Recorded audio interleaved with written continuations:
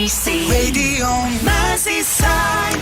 Now, 9 minutes after 4, and according to Sir Brian Langstaff, who chaired the Contaminated Blood Inquiry, it's the biggest treatment disaster in the NHS. It has been estimated that thousands of people were infected by HIV and hepatitis by contaminated blood between 1970 and 1971. In July last year, the inquiry recommended that victims of the contaminated blood scandal should each receive interim compensation of £100,000. To avoid any more delays in compensating people who lost loved ones, Sir Brian has published further recommendations in an interim report today. He says that there are more people who should receive compensation. I'm joined now here on The Drive Show by Dena Peacock from Warrington, who was infected with hepatitis C after a blood transfusion, and Clive Smith, who chairs the Haemophilia Society. I'm going to start with Dena first of all. Dena, welcome to the programme. Hi, Helen. Thanks for being with us. If you wouldn't mind, Dena, just talking us through what happened to you. Okay, in 1980 I gave birth to my son and I needed a blood transfusion. Well, I was told I needed a blood transfusion, and in 82 I was given a blood transfusion. I only found out in 2017 that I had hepatitis C from this infected blood. So that's like 37 years. It's hard to imagine that time frame from getting the transfusion to being informed. How traumatic has that been for you?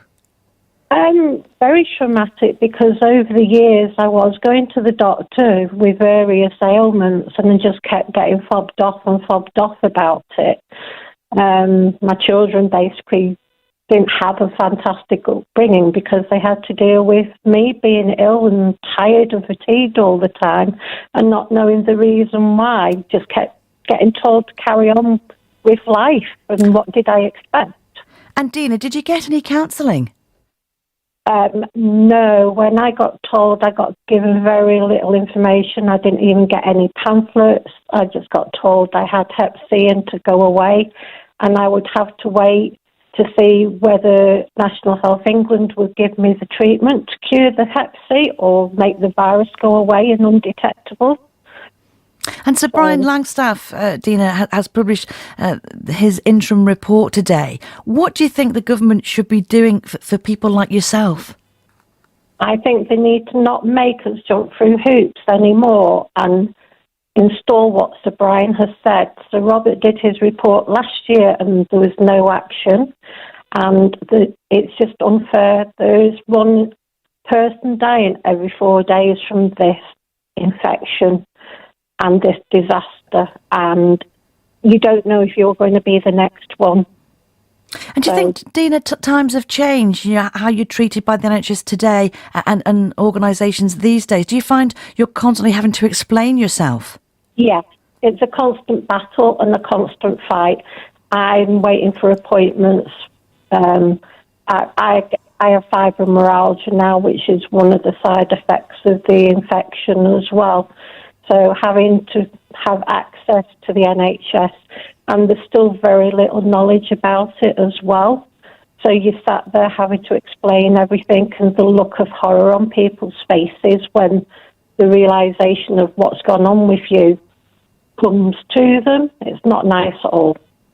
And what's your regrets then, Dena? What do you think your life would have been like if it was different, if this didn't happen to you? Well, my children would have had a miles better upbringing, rather than the mother that they did have. I did have a very good paid job, but I couldn't sustain it anymore due to the fatigue, etc. So I lost that. I lost my house. I've lost lots of stuff throughout my life. I would have been in a lot better position than what I am now. Dena, stay on the line because we're going to go across to Clive Smith from the Haemophilia Society. Clive, thanks for being with us. Hi, Helen. And obviously listening to Dena's story there, could you start by reminding us of the background to this scandal? Yes, so there are two aspects to it. So Dena's told us her very tragic story about how she was infected with hepatitis C through a blood transfusion through childbirth. There were many people in a similar position to Dena. I think Anita Roddick's probably the most famous person, the founder of the Body Shop that lots of people know about. As long as others who were contracted hepatitis C through blood transfusions as a result of childbirth and accidents, for example, there's also the haemophilia and bleeding disorders community who contracted HIV and hepatitis as a result of blood products, because the blood was being sourced largely from the US, and it was being taken from donors who were prisoners, who were sex workers, who were drug addicts, and then it was being imported into the UK. And in fact, what was happening is the blood was being pooled, and sometimes they were being pooled into 40,000 samples, 40,000 donations, for example. So you only needed one of them to be infected for everyone then to receive a blood product, which was then contaminated. And as you said, this happened from the 70s into early 1991. And in terms of people with bleeding disorders, around 5,000 people were infected, over 3,000 people have died. Sadly, in relation to Dena's position, we don't know exactly how many people were infected as a result of blood transfusions, because there's never really been any look-back exercise by the government.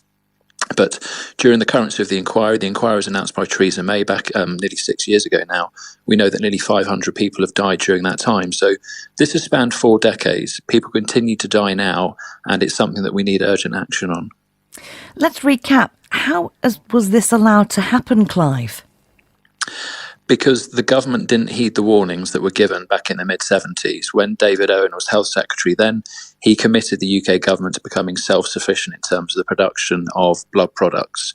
And that didn't happen. The World Health Organization had warned against this, about importing blood products, but the government didn't become self-sufficient in making blood products. And so when Factor VIII was required to treat people with haemophilia, they then had to turn to the US and import blood donations there. They knew that the donations weren't safe. They knew where they were coming from. They knew they were infected. And lots of this was hidden from the community. So we know that people with haemophilia, for example, were infected with HIV. Their doctors were then testing them without their knowledge. They discovered that their patients were HIV positive and didn't tell them. And then their patients went on to infect their partners with HIV, who then went on to die as well. It's an absolute scandal, and it was hidden. The true scale of it was hidden from people, and had they known the truth and the reality, they may well have taken different options in relation to their treatment. Even those who were having blood transfusions for treatment, like Dena, might have, if they'd known about the risks, they might have said no thank you. And for families and loved ones, Clive, caught up in all of this, I'm sure you'll be aware of many personal stories you've already heard so far from Dena. Could you share a couple for us, but obviously don't reveal identity?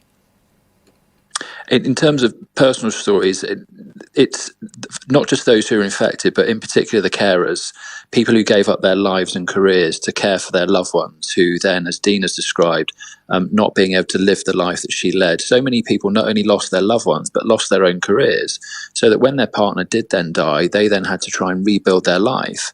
But of course, by this time, they were in a spiral of poverty where they weren't able to afford to own their own house, to get some retrain and re-educate themselves and get back into life. So we've heard devastating stories like that. We've also heard from children who lost parents. There was one tragic young lady who gave evidence to the inquiry. She talked about being orphaned in the same month because both her parents died of HIV in the same month.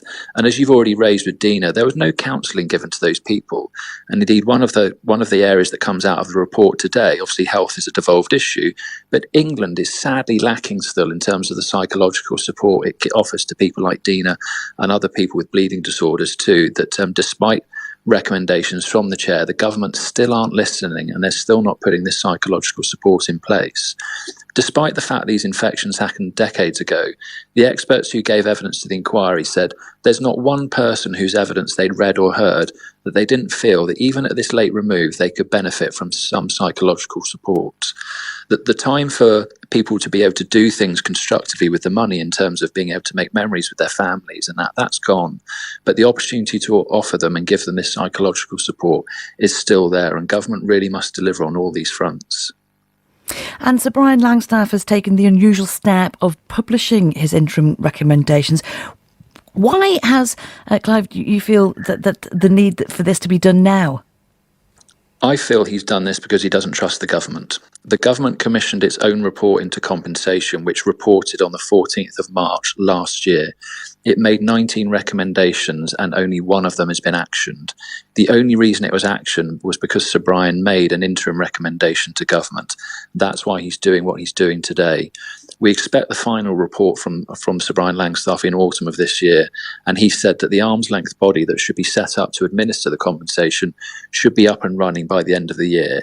I have no doubt that if that doesn't happen, then Sir Brian Langstaff and the inquiry will call government ministers to account and call them to the inquiry to explain why that's happened. And that's why he's done it, so that he has a mechanism to do this. You'll know, of course, particularly being in Hillsborough, about Bishop James Jones and his report on the patronising disposition of unaccountable power. At the moment, government is accountable because this inquiry exists and Sir Brian Langstaff can do that. As soon as the inquiry winds up, we don't have that accountability. And I think that's why Sir Brian Langstaff is doing this now. Going to leave it there, but many thanks, Clive, for being with us this afternoon and for your insight into this story. Clive from the Haemophilia Society, and also my thanks to Dena Peacock from Wallasey. No, she's from Warrington. Let me correct that. Infected with hepatitis C after a blood transfusion. Thank you so much for sharing both your stories and updating on the story itself. BBC